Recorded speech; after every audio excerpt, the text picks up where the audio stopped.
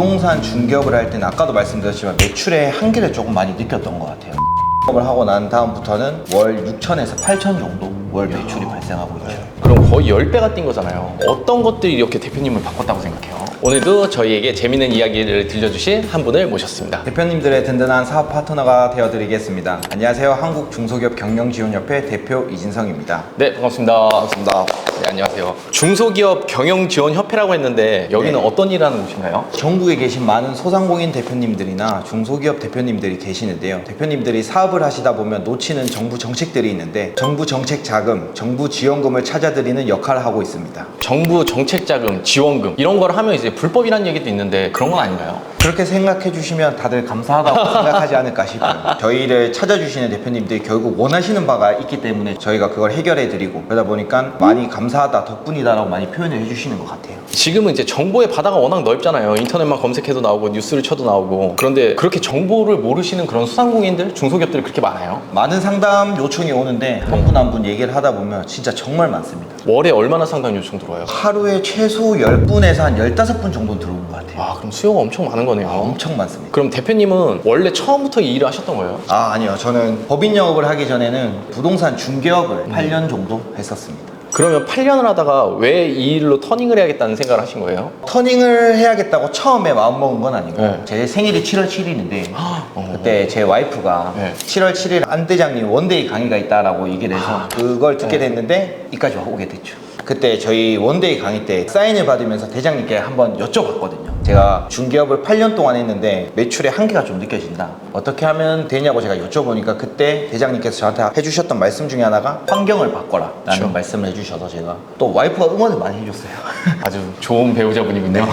저한테서 배우고 졸업한 지가 7개월 됐나? 8개월 정도. 그럼 그 전에 8년 했던 거랑 지금이랑 수익은 어떻게 바뀌었어요? 부동산 중개업을 할 때는 아까도 말씀드렸지만 매출의 한계를 조금 많이 느꼈던 것 같아요. 월에 한 600에서 800만 원이 딱 평균이었던 것 같습니다. 네네. 근데 그때는 1년 365일을 쉬지 않고 일을 했었던 것 같고 법인 영업을 하고 난 다음부터는 월 6천에서 8천 정도 월 매출이 발생하고 있죠. 그럼 거의 10배가 뛴 거잖아요. 어떤 것들이 이렇게 대표님을 바꿨다고 생각해요? 저는 영업에 있어서 꾸준함이 제일 중요하다고 생각하기 때문에 부동산 중개업을 할 때 꾸준하게 했던 거를 지금 법인 영업에 그대로 가지고 왔다라고도 생각하고 아무래도 시장의 파이가 제일 한몫하지 않았나 생각합니다. 시장의 크기가 엄청나죠? 엄청나죠. 아무래도 전국을 또 대상으로 하다 보니까. 근데 대표님이 부동산 할 때랑 지금 영업할 때랑은 뭐가 제일 큰 차이가 나는 것 같아요? 부동산 중개도 어떻게 보면 영업이니까 근데 그 영업을 할 때 고객님들마다 보는 관점이 다 달라요. 제가 아무리 좋은 매물이다 추천을 해드려도 또 어떤 분들은 되게 좋을 수도 있지만 어떤 분들은 팔려고 하는 말이다라고도 말씀을 해주셔서 그런 게 있어서 아무래도 차이가 좀 큰 것 같아요. 법인 영업 같은 경우에는 고객님들이나 저희나 원하는 바가 똑같잖아요.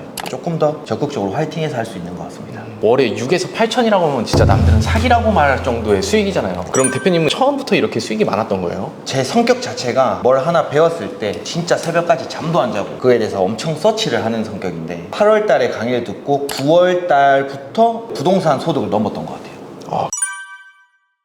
근데 사람들이 제일 궁금해하는 것 중에 그게 있어요. 니네 그렇게 벌면 이거 광고비로 다 까지는 거 아니냐 그런 얘기도 많이 하는데 대표님 광고비는 한 달에 얼마나 써요? 한 달에 당신의 매출, 시스템, 마케팅, 화법 더 이상 고민하지 마세요. 저의 원데이 특강에서 제가 전부 다 해결해 드리도록 하겠습니다. 참여 방법은 본문이나 댓글 링크 클릭해주세요. 1,000만 원에서 1,200만 원 정도? 수익의 10% 조금 넘게 쓰는 거. 그 정도면 정말 괜찮게 쓰는 거죠. 순수익이 어마어마할 테니까. 아무래도 운영비를 제외하고 영업비, 접대비라고 해서 크게 들어갈 게 없는 것 같습니다. 그리고 어쨌든 지식 가치를 파는 일이기 때문에 원가가 없잖아요. 아 그렇죠. 부동산 일을 8년 했다 했잖아요. 네. 부동산 하면서 힘든 일은 없었어요? 엄청 많죠.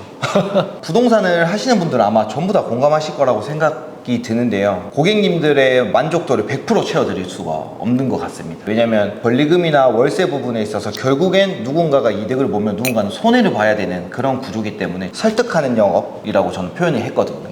결국엔 손해보시는 분들을 가서 설득을 해야 되는 영업이다 보니까 그게 좀 많이 힘들었던 것 같아요. 중간에서 역할이. 그러면 지금 법인 영업은 어떤 영업이라고 생각해요? 지금은 사실 대표님들이 오히려 저희를 더 찾아주세요. 아무래도 필요로 해서 저희를 찾는 거다 보니까 그것도 목표하는 바가 똑같고 저희가 또 말 한마디에 고지고대로 따라와 주시고 그런 부분이 되게 좋은 것 같아요. 지금 경기가 뭐 워낙 안 좋으니까 지금 돈 안 필요한 중소기업들이 없죠? 맞아요. 제가 한 10분 정도 상담을 하다 보면 2분 중에 1분 정도는 이금융권을 많이 쓰고 계세요. 근데 금리나 이런 걸 들으면 어마어마하니까. 근데 정책 자금을 하면서 어쨌든 공짜로 해줄 수 있는 일은 아니잖아요. 우리가 5% 정도 수수료를 받는데 그렇게 얘기하는 사람들도 있어요. 아니 그렇게 하면은 중소기업들 착취하는 거 아니냐, 소상공인들 착취하는 거 아니냐 그렇게 얘기하시는 분들이 있는데 거기에 대해서는 어떻게 생각해요? 저 같은 경우에는 대표님들한테 명확한 결과값을 말씀을 드려요. 예를 들어서 고금리나 이금융 사업자금을 쓰고 계시다라고 하시면 제가 정책 자금도 금리라는 게 있다 보니까 그거에 대해서 비교를 많이 해드려요. 지금 대표님은 이 정도로 손해를 보고 계신다. 정부에서 대표님을 위한 자금이 있는데 그걸 굳이 왜 안 쓰시냐 이렇게 많이 말씀을 드리는 것 같습니다.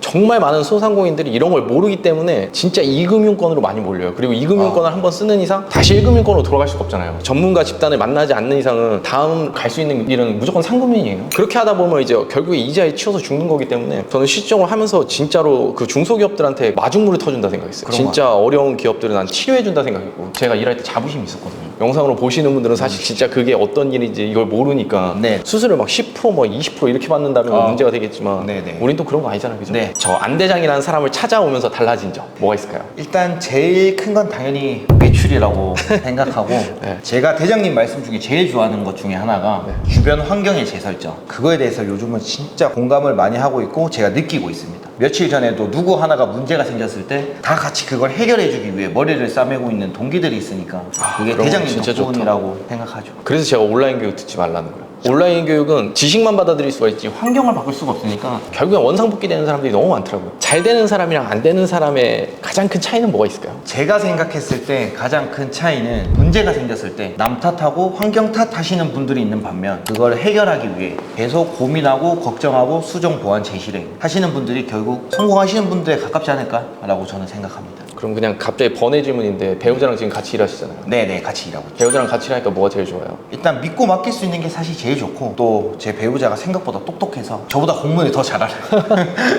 그럼 제일 힘든 점은 뭐예요? 배우자랑 같이 일하면서 제일 싫은 24시간 점. 붙어 있는 거.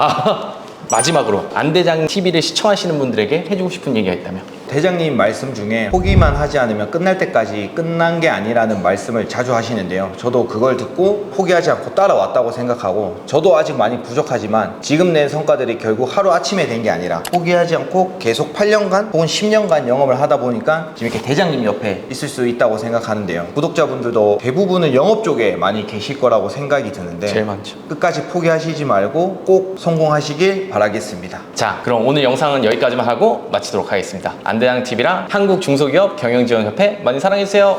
안녕. 아직도 안대장 TV를 구독하지 않고 계신 분들이라면 구독 버튼 잊지 마시고요. 우리들의 더 나은 삶을 위해서 다른 영상들도 꼭 시청하시길 바라요.